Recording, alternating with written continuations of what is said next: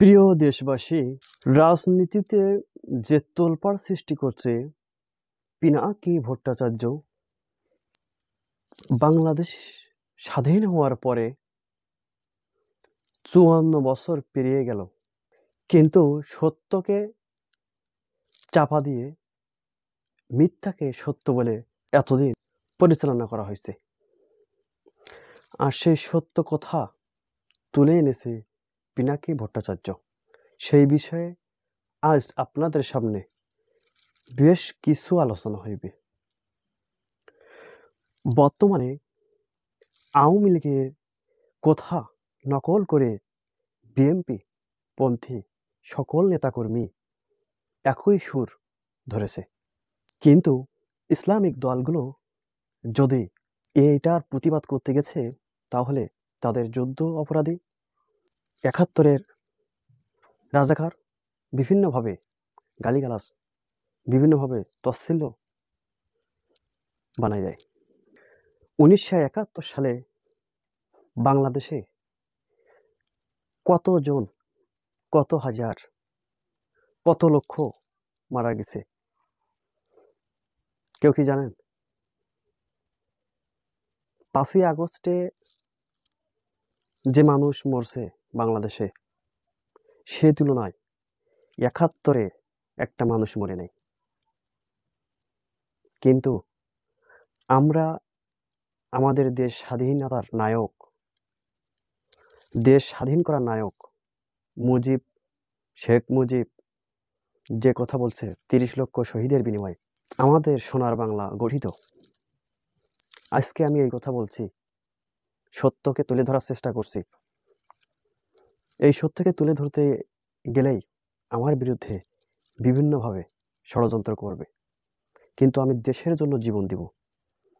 নিজেকে গর্ব মনে করে আমি আমার সংগ্রাম চালিয়ে যাব।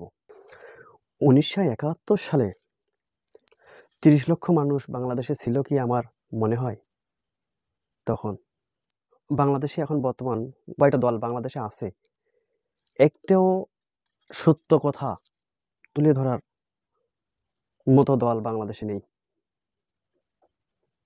বিএনপি বলো, জামাত বলো, অন্য অন্য যত দল আছে, তারা কখনো এই সত্যকে তুলে ধরবে না। কিন্তু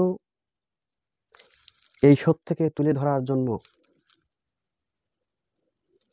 যে অসীম ভূমিকা নিয়েছে পিনাকি ভট্টাচার্য, সাংবাদিক ইলিয়াসুর রহমান, ওনাদেরকে অসংখ্য ধন্যবাদ জানাই।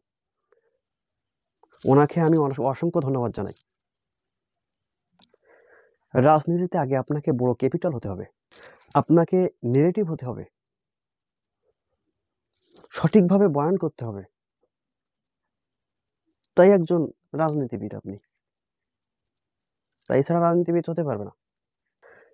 জামাত ইসলাম একটি শক্তিশালী সংগঠন এবং এরা সঠিকভাবে বক্তব্য দেওয়ার অধিকার রাখে।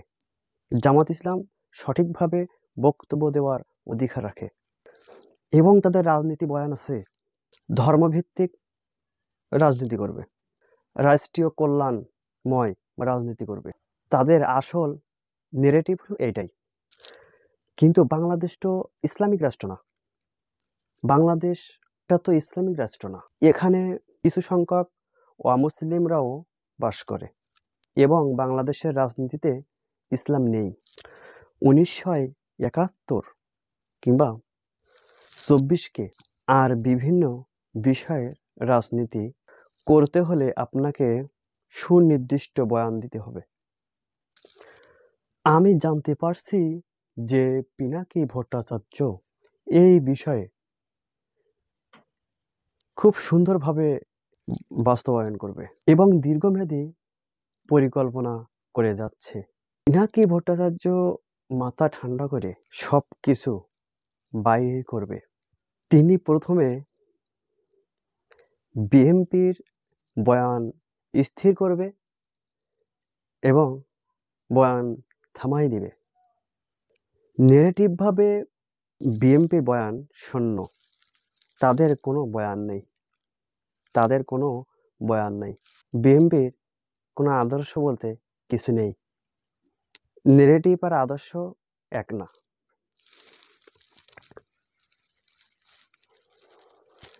আর সে আদর্শটাকে পিনাকি ভট্টাচার্য খেয়ে দিছে। বিএনপির অনেকেই বলার চেষ্টা করছে যে তাদের 24-এর চেতনাকে তারা বিশ্বাস করে না। 24-এ যে আবার নতুন বাংলা গঠিত হয়েছে এটাকে বিএনপি বিশ্বাস করে না। কেননা তারা তো আওয়ামী লীগের অনুসারী। যেমন বিএনপির বক্তব্য ছিল নেগেটিভ, জিয়াউর রহমানের আদর্শ, কিন্তু বিএনপির বক্তব্য বর্তমানে জিয়াউর রহমানের সাথে মিল নেই। জিয়াউর রহমান নাকি মুক্তিযোদ্ধা, শহীদ হয়েছে, কিন্তু জিয়াউর রহমান ওই সময় কি ছিলেন আমি বলবো না, আপনারা ইতিহাস দেখেন জিয়াউর রহমান ওই সময় কি ছিলেন। জিয়াউর রহমান তো ওই সময় ছিল সরকারি একজন কর্মকর্তা। পিনাকি ভট্টাচার্য এটাকে সঠিকভাবে বাস্তবায়ন করবে এবং এই প্ল্যান করে বিএনপি যে জিয়াউর রহমান মুক্তিযোদ্ধা, তাহলে তো শেখ মুজিবের কর্মচারী। 1757 সালের আগের ইতিহাস টেনে এনে কোনো লাভ নেই।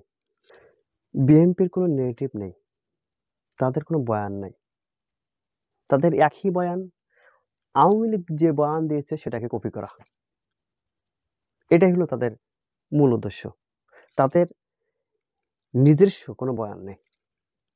আর এই সত্যটাকে উপস্থাপন করেছে পিনাকি ভট্টাচার্য। এই বাংলাদেশ, ভবিষ্যতের কথা বলি, এই বাংলাদেশ সামনে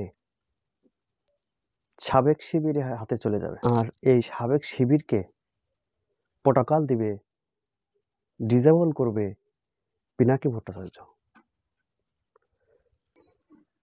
এই দেশ বর্তমানে যে কয়টা দল আছে বাংলাদেশে, এদের কাছে আমার জানা মতে সংরক্ষিত থাকতে পারবে বলে আমি মনে করি না। 54 বছর ধরে আওয়ামী লীগ দলটা যেভাবে প্রতিষ্ঠিত করেছে তারা, বিএনপি এখন তাদের অনুসরণ করে এবং বিএনপি জামাত এখন একই সুরে গান গাওয়া শুরু করছে। 1971 নিয়ে কেউ কথা বলতে পারে না। শেখ মুজিব এমনভাবে উপস্থাপন করেছে, 5ই আগস্টের পরেও, এই 24-এর পরেও শেখ মুজিবের বিরুদ্ধে কথা বলার ক্ষমতা এই বাংলাদেশে কোনো রাজনৈতিক দলের নেই, কোনো রাজনৈতিক দলের নেই। এই 71 নিয়ে বাটপারি, ধান্দাবাজি, এর বিরুদ্ধে বলতে পারে না বিএনপি ও জামাত। আর যদি কোনো ইসলামিক দল, কোনো ইসলামপন্থী দল যদি 71 নিয়ে কথা বলে, শেখ মুজিবকে নিয়ে কথা বলে, তাহলে তাকে যুদ্ধ অপরাধী, রাজাকার, বিভিন্নভাবে কটূক্তি ভাষায় কথা বলবে এবং তাদের মাথার উপরে এসে আরেকটি দল ঝাঁপিয়ে পড়বে। তারা শেখ মুজিবের 5 আটা গোলাম, তারা শেখ মুজিবের 5 আটা গোলাম।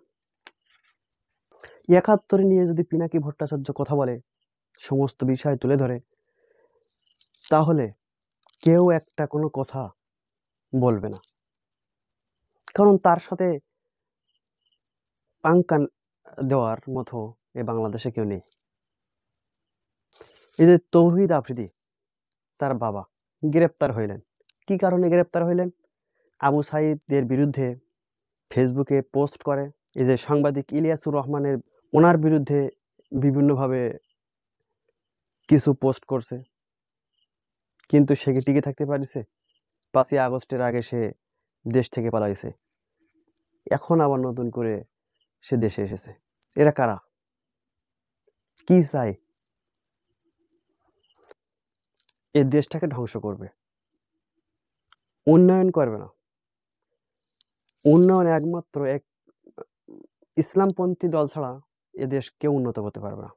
100 বছরে বিএনপি আওয়ামী লীগ যেটা উন্নয়ন করবে, একটি ইসলামিক দল যদি 20 বছর ক্ষমতায় থাকে এর দ্বিগুণ কাজ করবে। আমি চ্যালেঞ্জ দিলাম। সকলেই ভালো থাকেন, সুস্থ থাকেন। ধন্যবাদ সকলকে।